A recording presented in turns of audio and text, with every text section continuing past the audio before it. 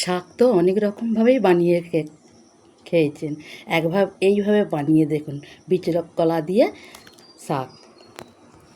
বিশ্বাস করুন, এই পদটি থাকলে আর ভাতের সঙ্গে কিছুই লাগবে না। বিচেকলা আমাদের গাছেরই ছিল, বিচেকলাগুলোকে কেটে প্রেসারে সিদ্ধ করে নিয়েছি। 2 সিটি দিলেই হবে। বিচেগুলোকে বাদ দিয়ে দিয়েছি। বাদ নাও দিতে পারেন। ফ্রাই প্যানে সর্ষের তেল দিয়ে, সর্ষের তেলে এটা পুরো রান্না হবে।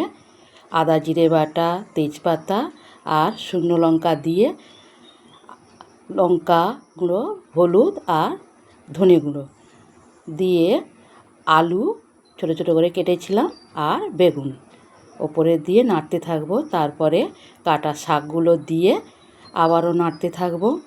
মাঝে একটু নুন দিয়ে দিয়েছিলাম। দিয়ে সেই সিদ্ধ করা বিচে কলাগুলো দিয়ে দিলাম। দিয়ে আবারও নাড়তে থাকবো।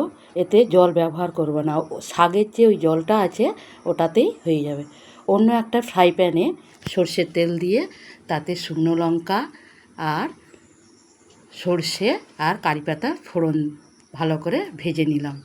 ভেজে নিয়ে বিচে কলাটা যে এদিকে রান্না করছিলাম তার ওপর ঢেলে দিলাম।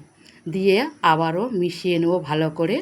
একটু সামান্য চিনি দিয়েছিলাম, চিনি নাও দিতে পারেন, একটু স্বাদ বাড়ানোর জন্য দিয়েছিলাম।